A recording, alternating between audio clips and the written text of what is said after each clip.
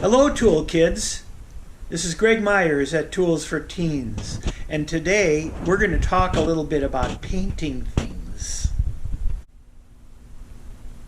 Well, there's all sorts of paints, and paint just means it's something that covers up and puts a pigment on top of something else, or a color on top of something else.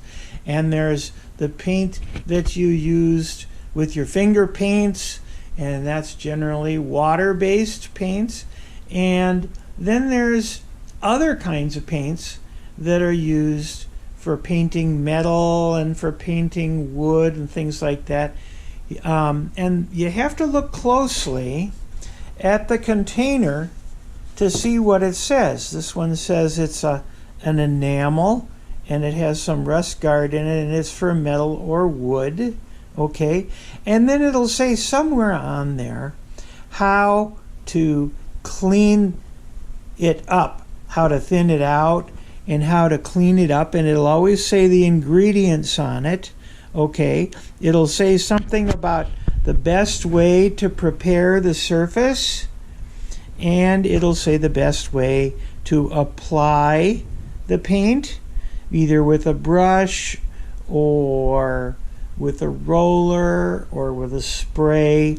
And you have to look at each can of paint very carefully to see what the directions are, because the directions are different from one company to the next. Well, this is for using with a brush, okay? And there's other kinds of paint that come in cans, okay? Or that you can put in a special air sprayer. Okay, so this particular one, Rust-Oleum, is an enamel, which means that you can't wash it off with water. You have to use something else, and you have to look at the instructions very careful. This is stuff that you don't fool around with. You use it in an open space. Okay, never use it in a closed space because you'll get it in your lungs, and that's not good.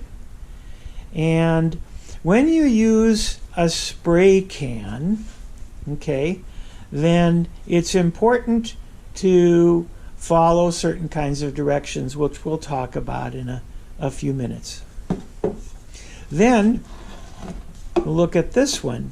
This one is for covering furniture. It's a stain and a sealer, which is not exactly what you'd call a paint so much as it changes the color of the wood just a little bit and makes the wood so that water can't penetrate into it.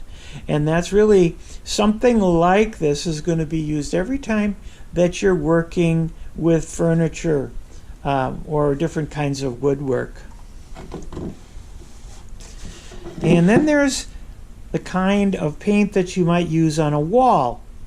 Okay, and this comes generally in bigger cans, and this says it's water-based, so you can clean it up just using warm water. Okay, and these kinds of things, you go over to the hardware store and you have an idea what color you like, and then you look at this thing called a color wheel and you say, yeah, that's the color I want. And then what they do is they mix it up for you right there at the store, and they have formulas that they go by to mix that up, just like a recipe in a recipe book. To get spicy red, you need some D13 and some KX1 and some RR378, and you put those all together and it gives you spicy red. Okay, now whenever you're going to be painting, you're going to also be cleaning, and so you have to look at those labels to see, well, what's the best way to clean it? So you don't want to start painting something unless you know how you're going to clean it. And if it's just soapy water, that's fine, but some of these things like enamels require some kind of a paint thinner, and there's all sorts of them, and they're available at the hardware store too.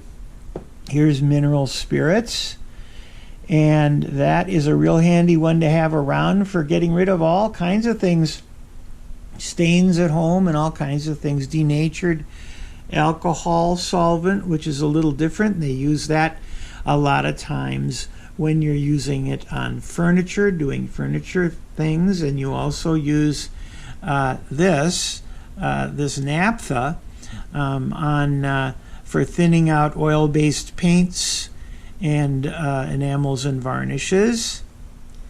And the key is always to follow the directions on the labels.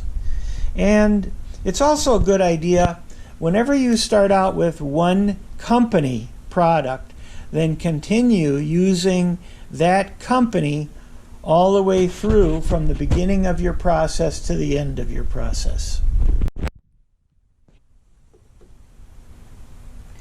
Well, we're going to take this chunk of iron here, and we're just going to prepare the surface of it for painting, and then we're going to paint it. First, we're going to smooth it out, okay, on a band sander. And then we're going to polish it just a little bit, okay? And then we're going to put on a little bit of some primer on it so that the other paint will stick to it. And then we'll put the final primer coat on it. Okay, well, here's our band sander. We're going to smooth out the surface.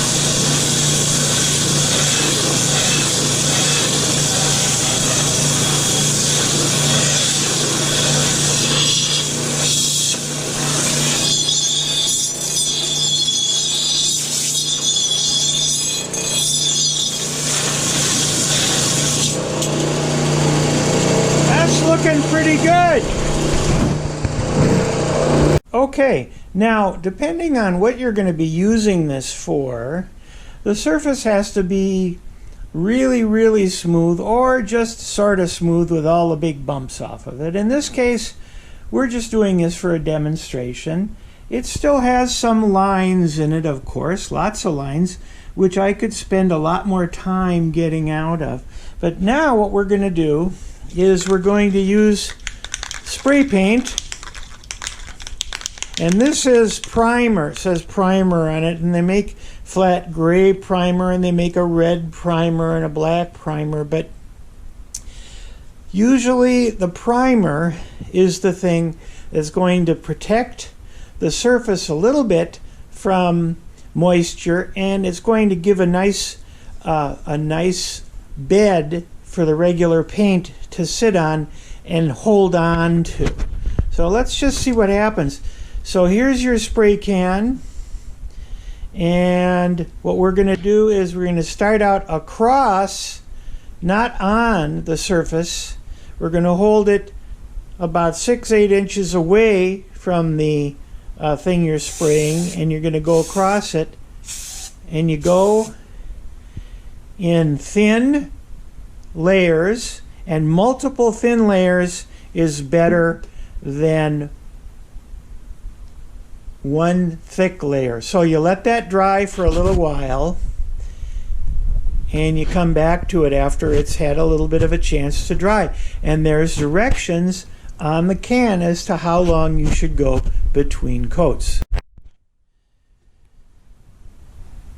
Okay, now we've let that surface that we were primering dry a little while, and now we're going to put another layer at about 6 inches out, another thin layer, and we're running all the way across, not starting or stopping on the material.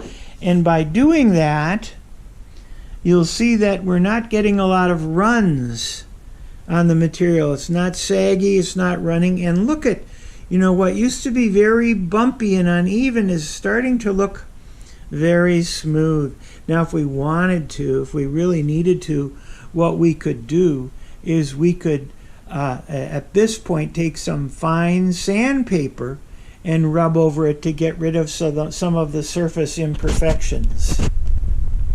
Here's a type of primer that is called self-etching primer, and what that does is that has almost like a little bit of acid in it that works its way right into the metal, and it also is used to kind of fill in the holes a little bit. And there's some types of primer that say that they're filler primers too, and those are really good at filling in a lot of the little surface scratches.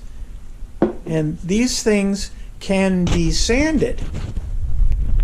The key word for today is primer.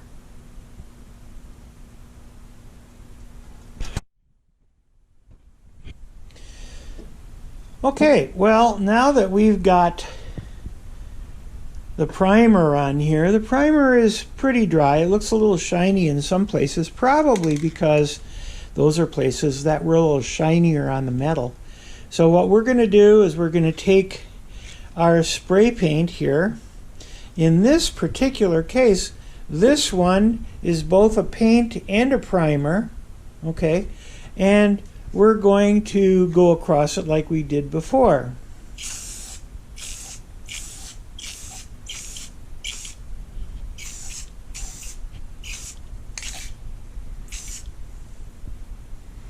And the best way again to do that is to do it in multiple layers.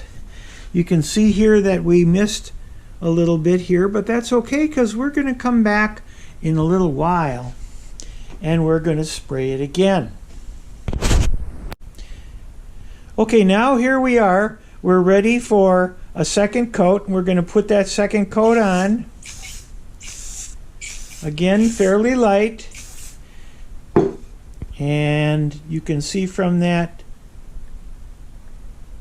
you can see from the light going across there, the reflection, that it turned out pretty good for just a piece of steel we're not going to do much of anything with. Okay, now with spray paint, there's always that label, remember, and what you want to do is you want to shake it up. You hear that marble inside there? What that's doing is that's mixing that paint up, and you usually want to mix that up for about a minute. And I've mixed this up before, but you can hear it, and sometimes you don't hear the marble to start with, but you do by the time you're done. Okay, now when you're done painting, okay, there's paint that's in the system there, and to get that paint out of there, what you do is you turn this upside down so that the paint drains away from where the pickup is, and you give it a little squirt. And it comes out clear. And what that does is that makes sure that the nozzle here is cleared of paint so that it doesn't dry in there and clog everything up. That's what I've got to tell you about today when it comes to painting on Tools for Teens. We'll see you next time.